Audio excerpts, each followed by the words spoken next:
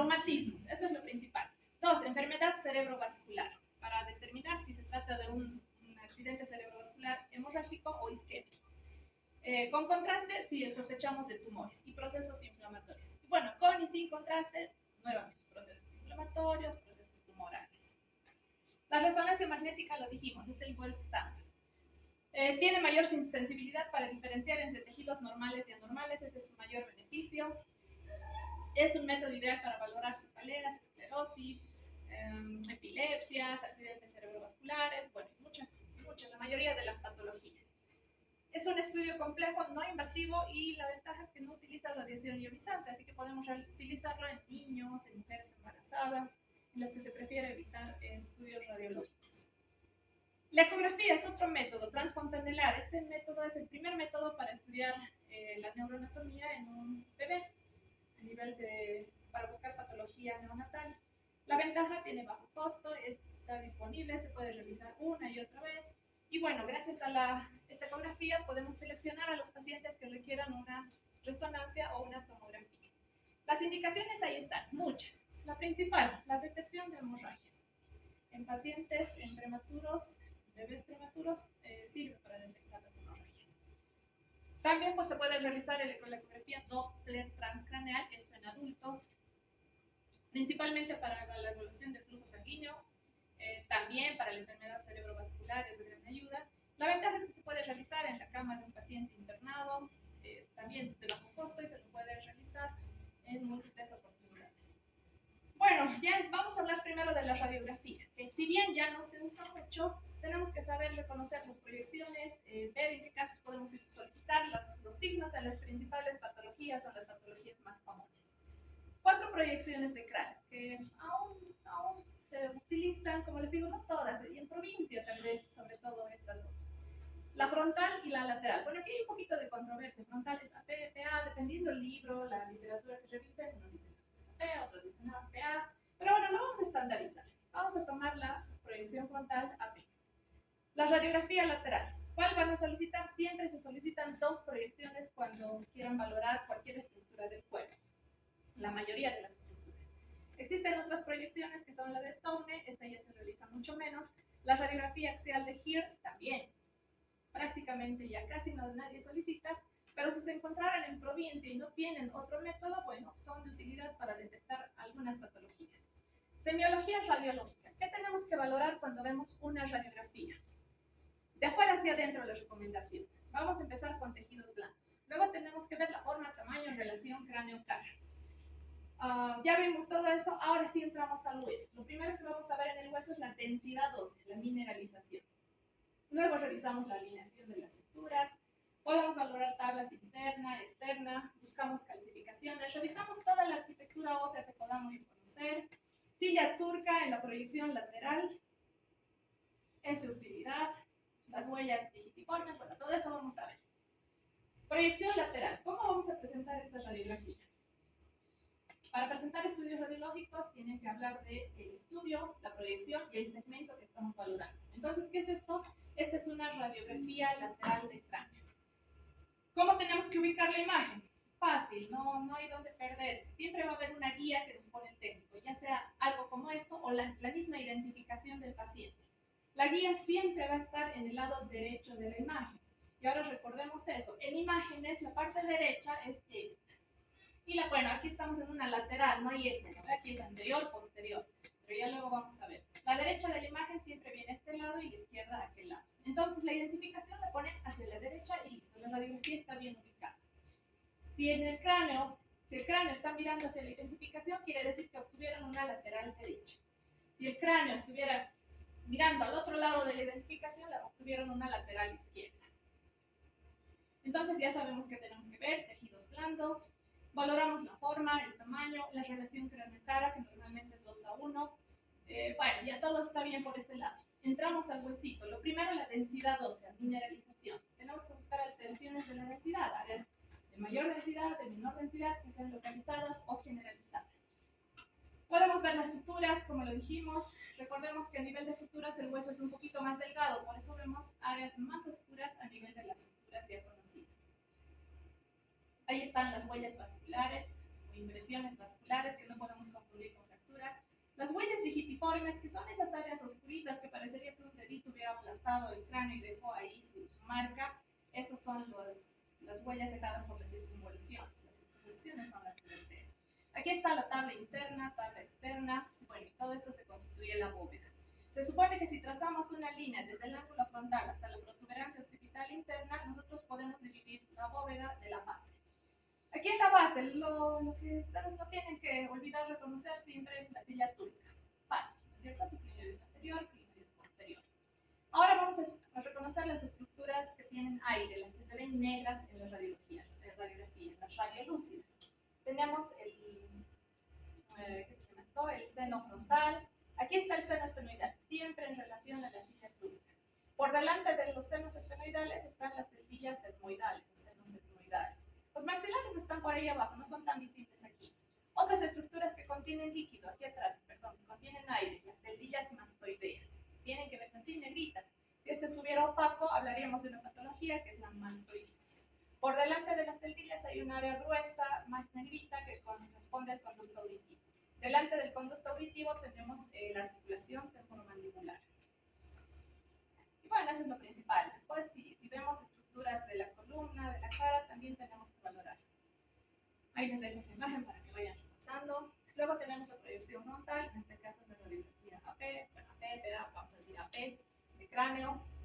Lo mismo, valoramos de afuera hacia adentro los tejidos blandos, vamos a las estructuras óseas. ¿Qué podemos reconocer? ¿Qué estructura es esta? Estructura blandoidea, parece coronal, la coronal está aquí afuera. Si no, el huesito sería muy chiquito, ¿no? El frontal, así que la coronal casi no la vemos, pero está externa. Sí vemos la sagital. Después vamos a reconocer, están las órbitas, aquí están los senos frontales, los senos o celdillas etmoidales siempre entre a ambos lados de la línea media, entre las órbitas. Tenemos los senos maxilares, aquí está el tabique nasal, las fosas nasales. Dentro de las fosas nasales hay unas opacidades tenues que corresponden a los cornetes. Los cornetes inferiores, los cornetes medios son los que son visibles en una radiografía, no los superiores. Tenemos el hueso maxilar y la mandíbula. Bueno, ahí también les dejo algo para que lo repasen después. La otra proyección, Towne. Esta es una proyección anteroposterior, se obtiene de esa forma.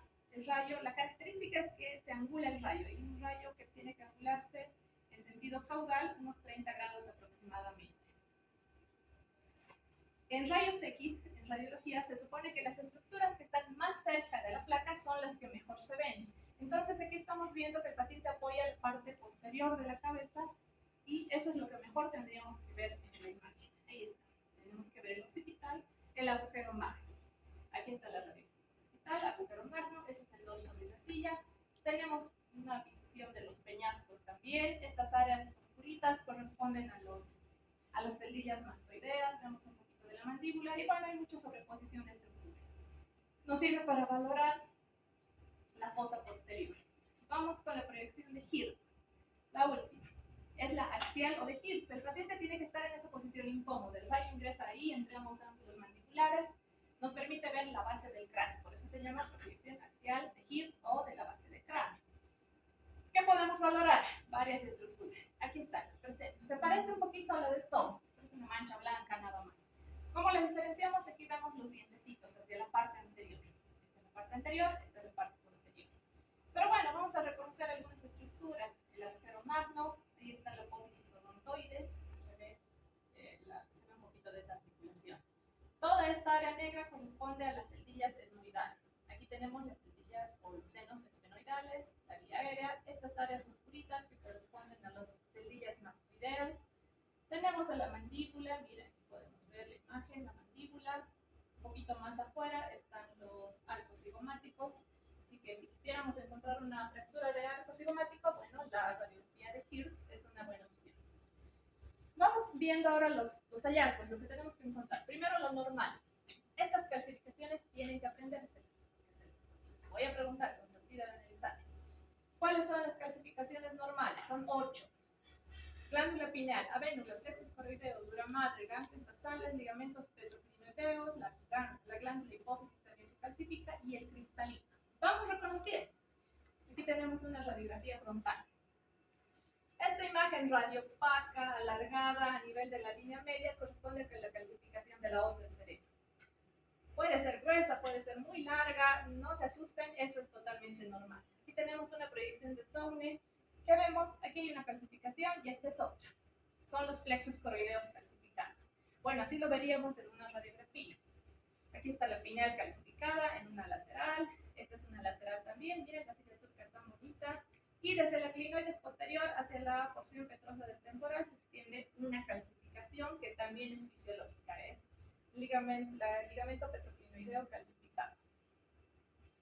La tomografía, obviamente también tenemos que identificar las calcificaciones en la tomografía. Podemos ver aquí la pineal, siempre van a encontrar la pineal calcificada a ese nivel, y la calcificación de plexos coroideos a nivel de las astas posteriores de los ventrículos laterales. Calcificación de ganglios basales, decía la lista, es esto. Esta es la calcificación de ganglios basales a nivel de los núcleos ventriculares. ¿Qué calcificación será esta? Está en la línea media, puede venir desde aquí adelante. La hoz, la calcificación de la hoz del cerebro. Ahora sí, ya vamos a lo patológico, craneosinostosis. ¿Qué es la craneosinostosis? Es el cierre precoz de suturas, que va a originar alguna deformidad en el cráneo dependiendo de qué sutura sea la que se cierre primero. Esta es una de las craneosinostosis. La dolicocefalia o escapocefalia, que corresponde al cierre prematuro de la sutura sagital. ¿Qué es lo que va a dar lugar a un cráneo alargado en sentido anteroposterior? Tenemos la braquicefalia, si lo que se cierra es la sutura coronal o la sutura lambdoidea, el cráneo crece a lo ancho. Entonces es el cierre precoz de la sutura coronal o lambdoidea. Plagiocefalia, si el cierre de suturas es unilateral, puede ser de un lado la coronal, de un lado la lambdoidea, nos va a dar una deformidad de este tipo. Y trigonocefalia, en caso de que se cierre prematuramente la sutura metópica, que es la que encontramos en la vida fetal entre ambos frontales. Y ahí están las diferentes deformidades que puede originar en la cabecita del bebé. Microcefalia, si la cabeza, la relación cráneo-cara está alterada, bueno, en este caso la cabeza está más pequeñita que la cara, bueno, lo podemos reconocer también, siempre comparando el tamaño del cráneo con el tamaño de la cara. Un cráneo pequeñito. Meningoencefalocelia, ¿qué es esto? Aquí hay una abertura normal. Es una abertura normal a través de la cual se hernian, ya sea las meninges o parte del encéfalo. De ahí se va a recibir el nombre de meningoceles si solo son meninges, o meningoencefalocelia. Puede ser anterior, como en este caso, o posterior, de gran tamaño o algo pequeñito como eso que vemos ahí. Hipertensión, si nos toca valorar hipertensión en rayos X, bueno, ahí hay unos signos que nos pueden ayudar.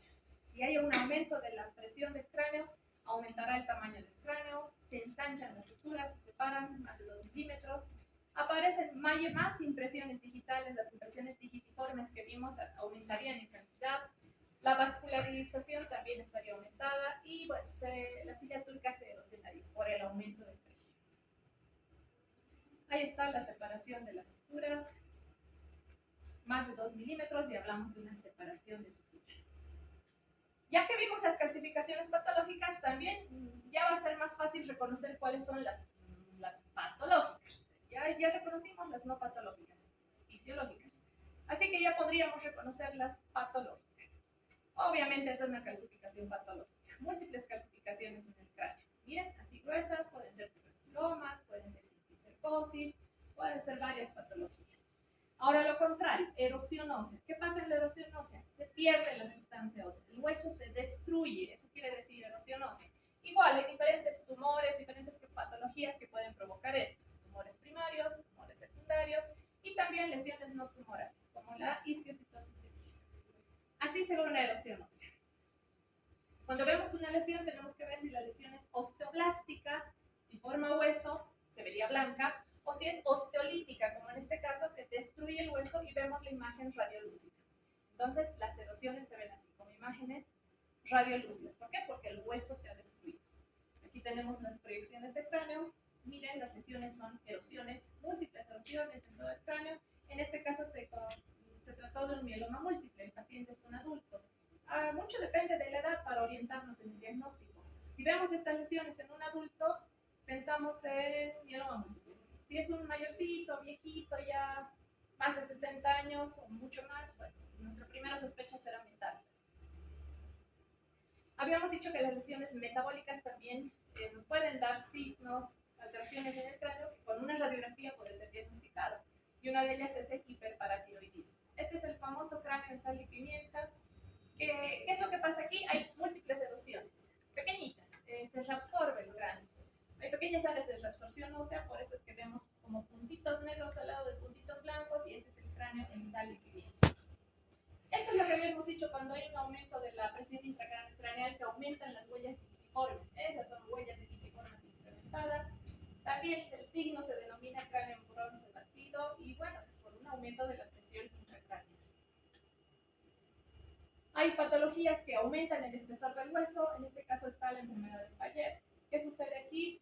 Nos da el clásico signo del cráneo en algodón, y lo que pasa en la enfermedad de Payet es que tiene dos fases. Una fase inicial en la que se destruye el hueso, es una fase osteolítica, y luego el hueso se vuelve a formar, pero ya se forma de manera desordenada, como parches de hueso en todo el cráneo, y eso es lo que nos da un aspecto heterogéneo de un cráneo engrosado. Lo vemos mucho más blanco, más blanca la densidad del cráneo. Osteopetrosis, otra patología en la que hay un engrosamiento del hueso, pero esta vez es por una falla en la función de los osteoclastos, no están regulando la formación y reabsorción del hueso, por lo tanto el hueso se forma excesivamente y nos da ese engrosamiento. A diferencia de la enfermedad de Payet, este engrosamiento es homogéneo, no es heterogéneo. Así como hay enfermedades que aumentan el espesor del hueso, hay otras que lo adelgazan, disminuyen mucho la densidad. Ejemplo de la osteogénesis imperfecta, huesitos de cristal. Fracturas, sí, la radiografía nos sirve para ver fracturas. Diferentes tipos, lineales, diastásicas, conminutas, abiertas. Bueno, lineales entendemos, trazos lineales. Diastásicas quiere decir separadas. Conminutas, más de dos fragmentos, son esas fracturas en las que hay muchos pedacitos de hueso. Y las abiertas, bueno, cuando existe comunicación con el exterior, ¿no? Aquí tenemos un ejemplo de fracturas lineales. No lo podemos confundir con una huella vascular, por ejemplo, por la localización y por el trazo, que es totalmente diferente. Aquí tenemos una diastásica, aquí hay diastásicas, ¿no? Una diastásica, está separada la fractura. Conminuta, bueno, ahí está el cráneo abierta, no solo conminuta, es abierta también, se ha expuesto todo hacia el exterior. Y aquí tenemos la conminuta, con más de dos trazos fracturales. También hay fracturas con hundimiento. Si le golpean a alguien con un martillo, bueno, probablemente nos van a dar esa imagen en la radiografía. La radiografía cuesta un poquito entender, pero la tomografía, la resonancia ya nos dan construcciones, imágenes mucho más comprensibles. Quiste leptomeningio, para que sepan, tal vez no lo van a ver con mucha frecuencia, pero hay que conocer. Esta es una fractura en los niños. Es una complicación de una fractura en realidad.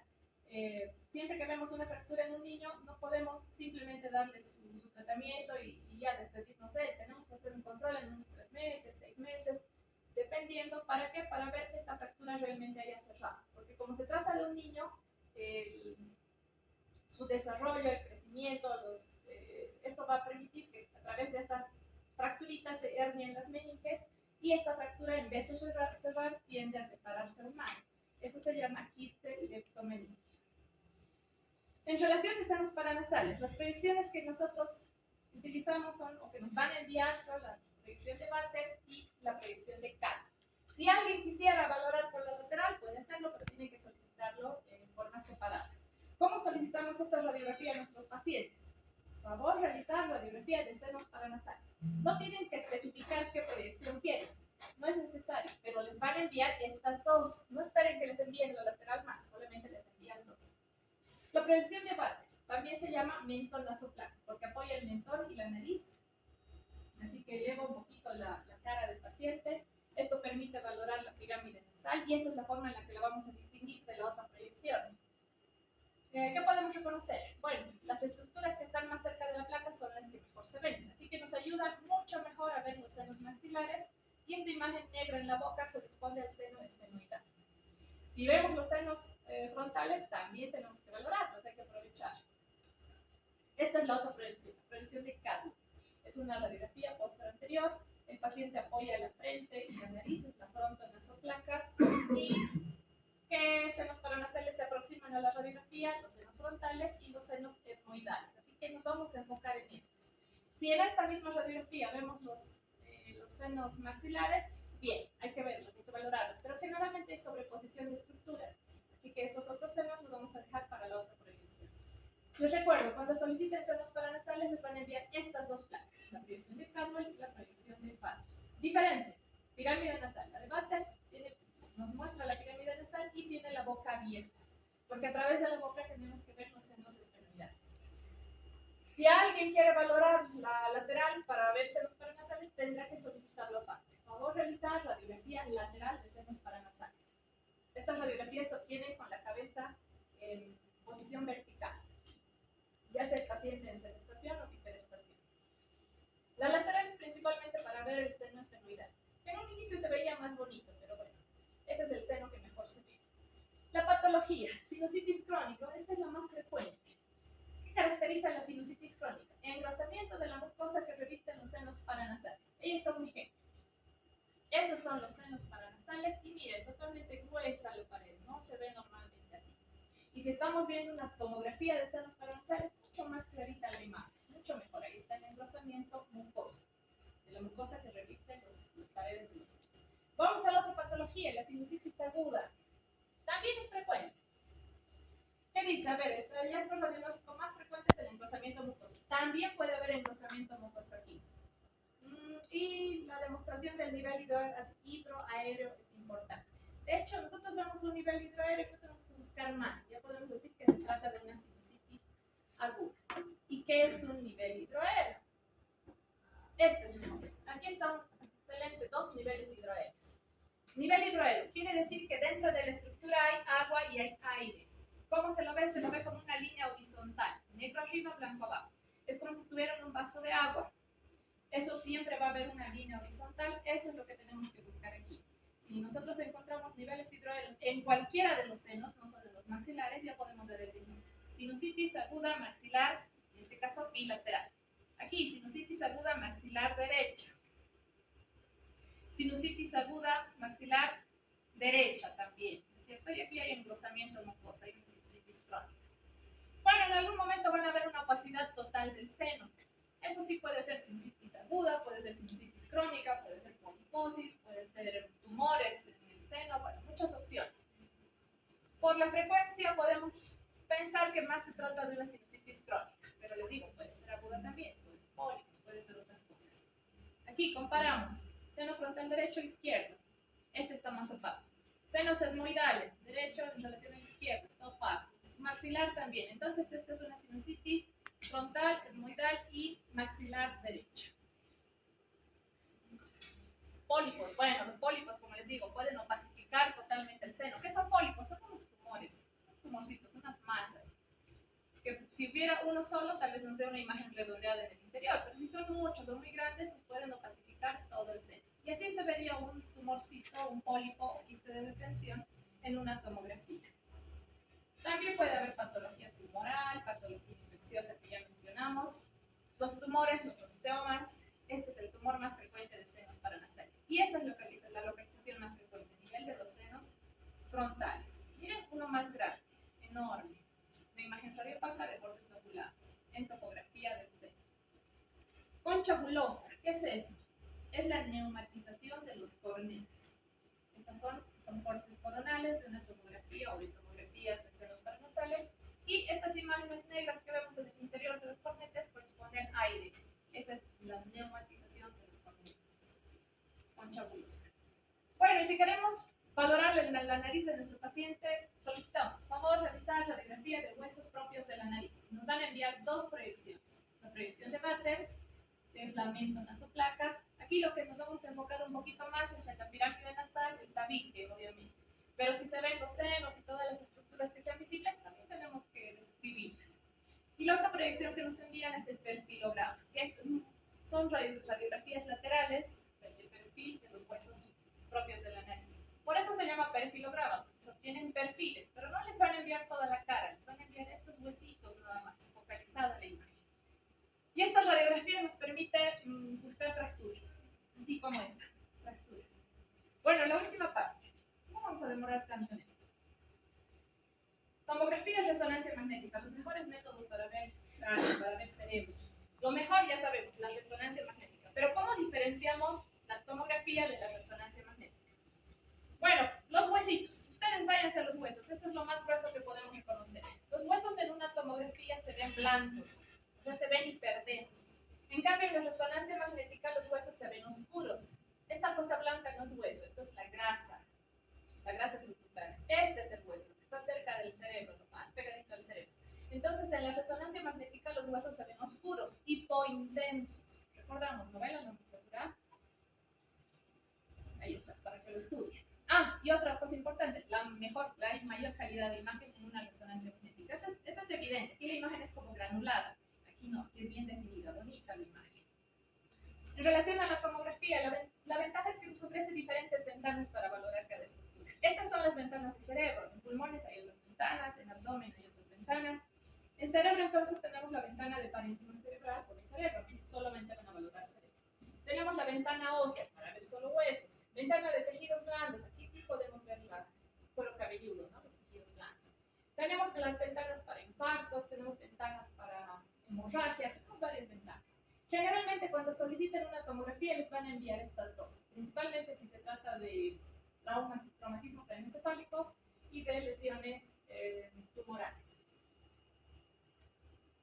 Cada ventana la ventana de cerebro, por ejemplo, nos indica que tenemos que valorar solamente el cerebro. El paciente tequeado, aquí tiene su hematoma subcaleal y tenemos su hematoma subaracnoideo. Queremos saber si hay fractura, bueno, no vamos a buscar ahí, nos vamos a ir a la ventana ósea. La ventana de hueso, bueno, esta sí nos permite, es el mismo paciente, miren, es la misma lesión, solamente que la ventana varía, la ventana es la que nos permite valorar la patología deseada. Resonancia magnética. Hay muchas secuencias en las que se pueden ponderar las imágenes de resonancia magnética, pero bueno, en general estas son unas de las más importantes. Tenemos la imagen ponderada en T1, T2 y FLAIR. T1, la utilidad, anatomía. Nos permite valorar la anatomía. Es anatomía pura. Aquí la sustancia gris es gris, la sustancia blanca es blanca, así que nos da una imagen muy bonita. La imagen en T2 y en FLAIR nos permiten valorar patología. Si alguna vez les toca ver resonancia, para eso sirven estas secuencias. ¿Qué tienen en común? Todas tienen los huesitos oscuros, son hipointensos. Y la grasa es hiperintensa. Toda esta imagen blanca de afuera les dije que es grasita. Pero ¿cómo les diferenciamos? Esta es la más fácil de diferenciar. La secuencia T2 es la que tiene el líquido blanco. Es hiperintenso el líquido, así que es blanco. Y bueno, las que quedan, las del líquido negro, las podemos diferenciar así. En T1 la sustancia gris, es oscura. En T2, en T1. Y la sustancia blanca es blanca. A diferencia de T2 y de FLAIR, que la sustancia gris es más blanca y la sustancia blanca es más gris. Es la forma más gruesa de identificar o diferenciar esto. Habíamos dicho que T1 es para anatomía. En cambio, T2 y FLAIR nos permiten buscar la patología. Miren, ahí hay una lesión, se veía ya en T1, pero ahora no era tan evidente como en T2 o en FLAIR, brilla la lesión. Como contiene líquido, generalmente hay edema, inflamación en cualquier lesión, se ponen más en evidencia en esas proyecciones. Recordemos, aquí tenemos un corte en el cerebro, un corte muy importante con unos núcleos que tienen que saber para el examen, tienen que aprender para las prácticas también. Recordemos nuevamente, la derecha y la izquierda de la imagen. Este es el lado derecho y este es el lado izquierdo. En imágenes siempre es así, en rayos X, tomografía, resonancia, siempre la imagen de la parte derecha del paciente la van a poner a este lado y la izquierda hacia nuestra derecha. Recordemos un poquito sobre el sistema ventricular, porque tenemos que poder entender este sistema ventricular que está en esa imagen. Tenemos ventrículos laterales, tercer ventrículo, cuarto ventrículo. Los ventrículos laterales son una estructura muy amplia, compleja, son dos. Los ventrículos laterales tienen un cuerpo que está en la parte más alta, luego extienden unas prolongaciones hacia adelante, que son las astas anteriores o frontales de los ventrículos laterales. Hay unas extensiones también hacia atrás, unas prolongaciones que son las astas posteriores u occipitales de los ventrículos laterales. Tenemos las astas temporales también. Estos se comunican con el tercer ventrículo y el tercer ventrículo con el cuarto ventrículo. El cuarto ventrículo está en la parte más baja. Ahora sí vamos a reconocer algunas cositas aquí. Ahí están las astas anteriores de los ventrículos laterales, tienen líquido cefalorraquídeo. Aquí atrás están las astas posteriores. En el interior encontramos a los plexos coroideos que se suelen calcificar. ¿Cuándo se calcifican? Pasado avanzada la pubertad, la adolescencia. Generalmente no todos ya tenemos esto calcificado. Aquí está el tercer ventrículo. Bueno, esas son las estructuras ventriculares que tenemos que reconocer. Luego los núcleos grises, tálamos, están en relación al tercer ventrículo. Tálamo derecho, tálamo izquierdo.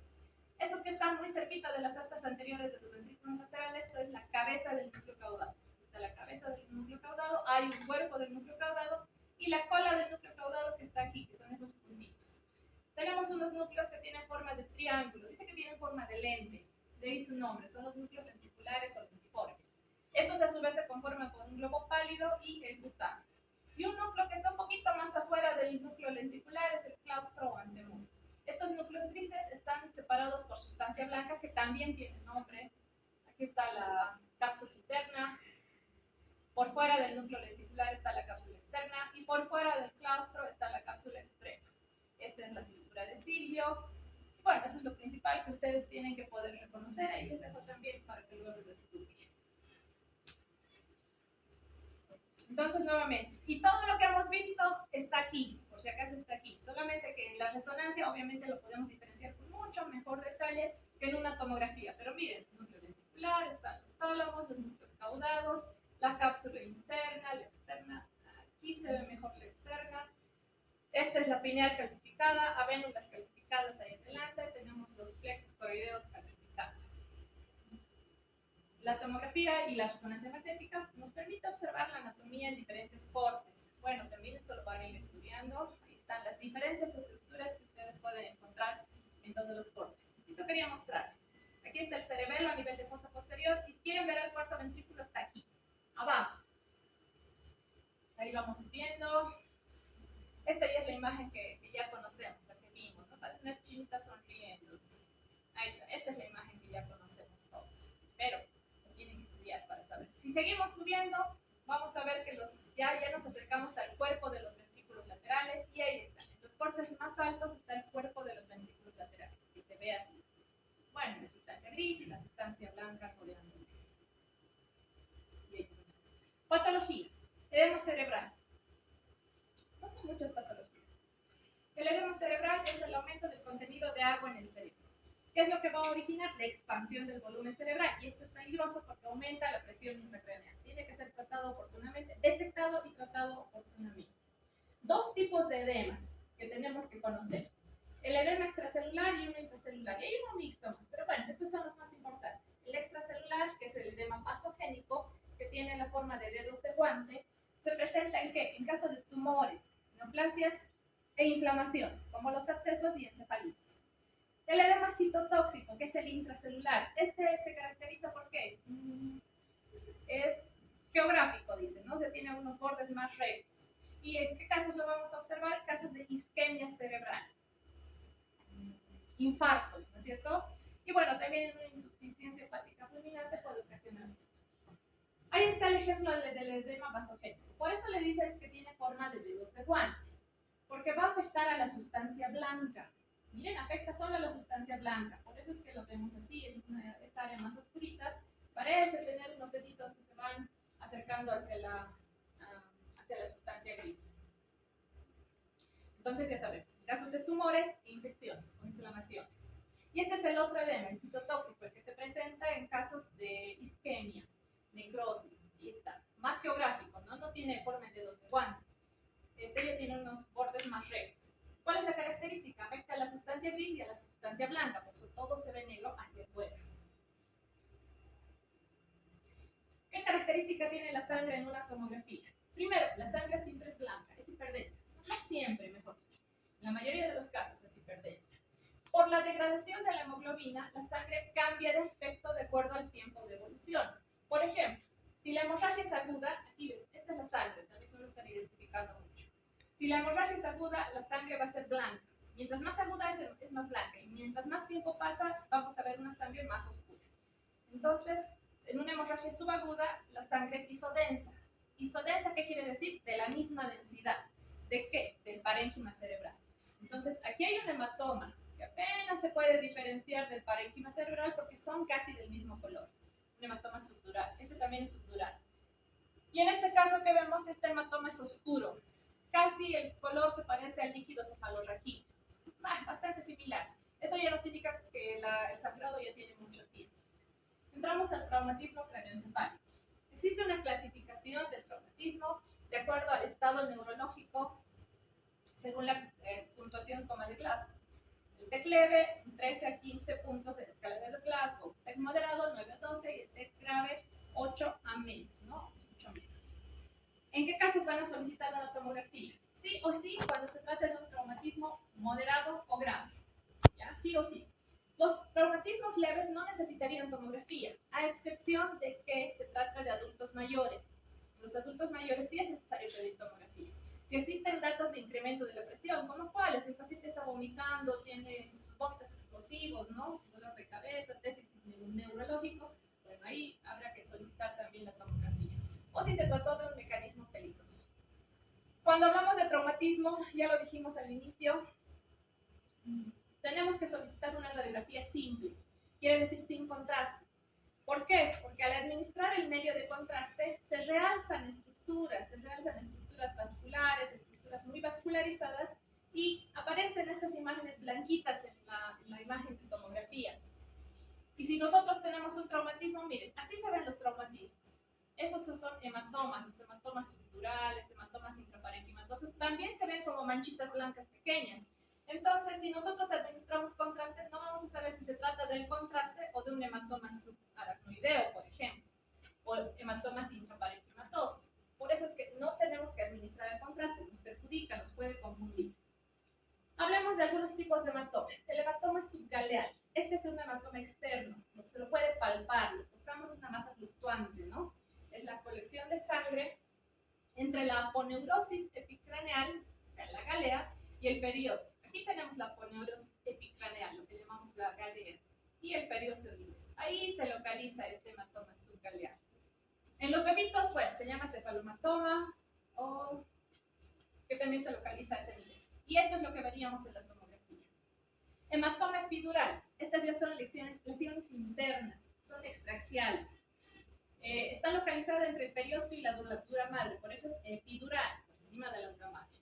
Características: no cruza suturas, no cruza la hoz del cerebro, ni la tiene del cerebelo. En el 90% de los casos son arteriales, un 10% venosos.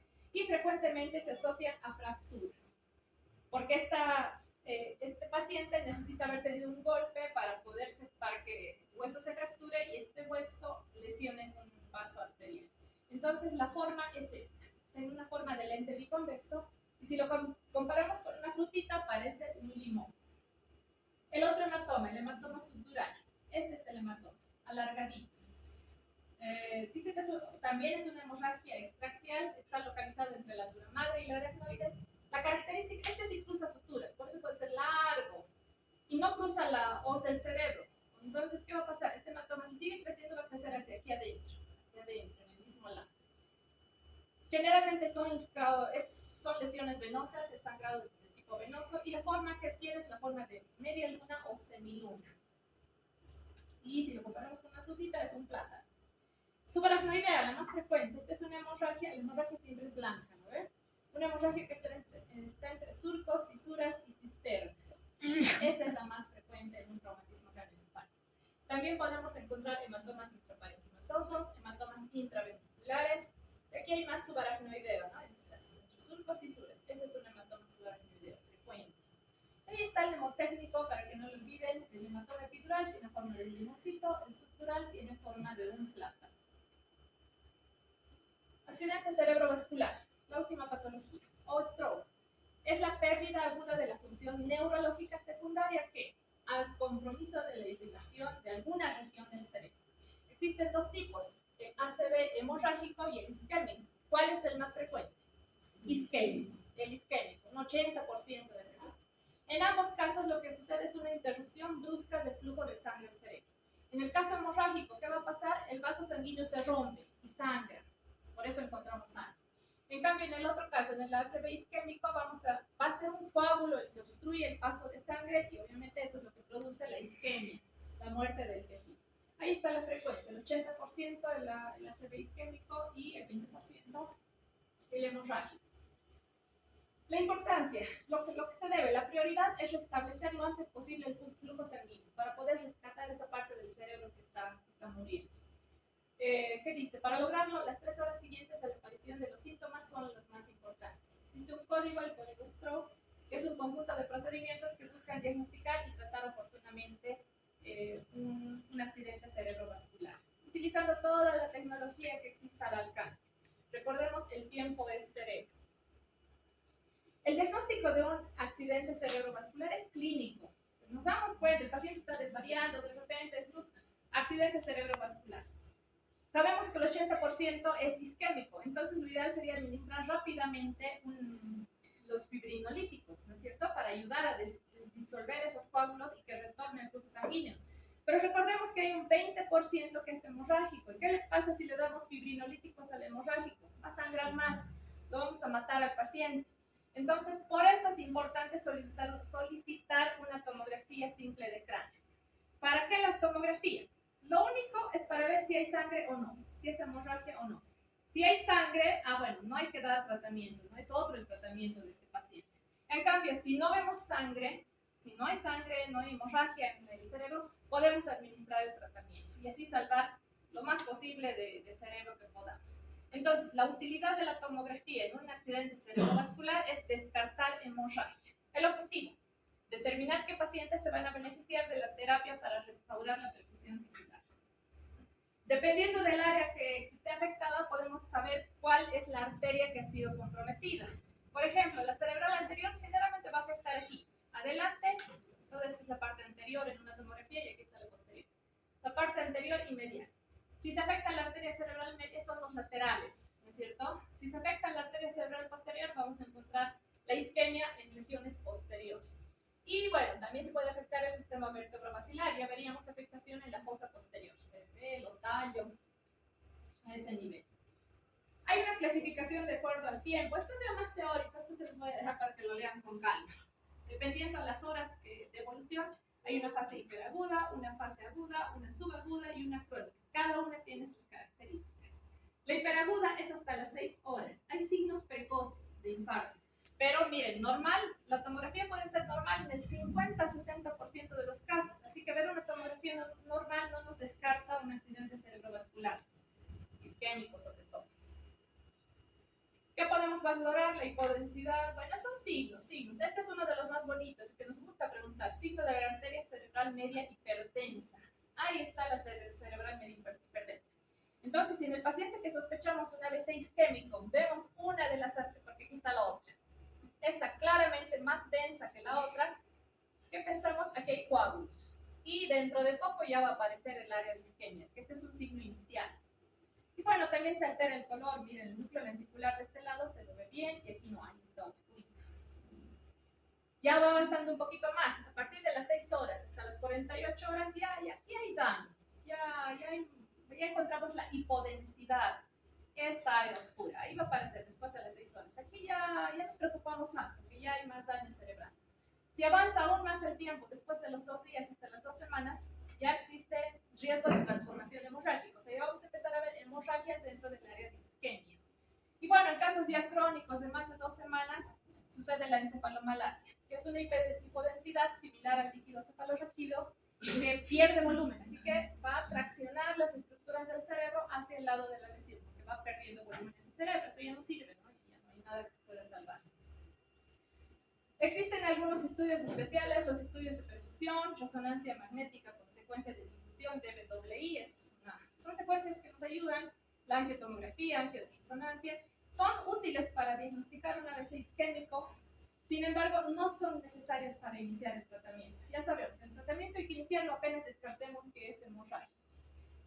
Estudios de perfusión, ya sea por tomografía o resonancia magnética, ¿qué nos dicen? Nos permiten identificar el área central del infarto. Podemos saber cuál es la parte que se puede rescatar y cuál no, cuál es la proporción de esas superficies. Secuencia DBWI. Bueno, son secuencias de resonancia magnética. La ventaja de estas secuencias es que nos permiten detectar la isquemia posterior a los 3 minutos de haber iniciado el cuadro. Es veloz, ¿no? Podemos detectar los cambios iniciales. Lo malo es que son estudios que tardan un poquito, no hay en todo lado, así que, como vimos, tenemos, no es necesario tener el estudio para iniciar el tratamiento. Bueno, ya lo ultimito, el accidente hemorrágico, accidente cerebrovascular hemorrágico. Lo principal, causas primarias, la presión alta. Y tenemos mucho hipertenso que no se controla en nuestro país, un sustito, un enojo y listo, explota la arteria, ¿no ve? Y se llenan de sangre.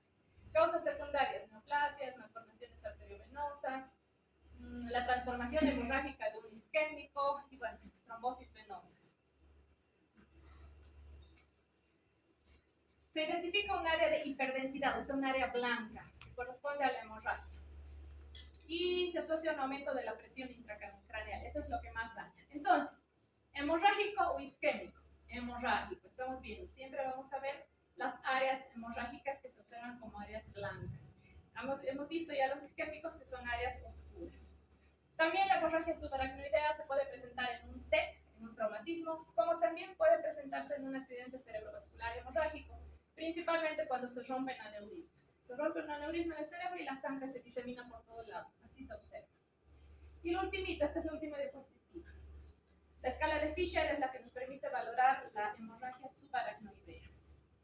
Nos permite determinar el grado de severidad y riesgo de vasospasmo. Y ahí está, eso lo van a repasar ustedes. 4 tipos dependiendo del volumen y la extensión de la hemorragia subaracnoidea. ¿Ya? Bueno, muchas gracias.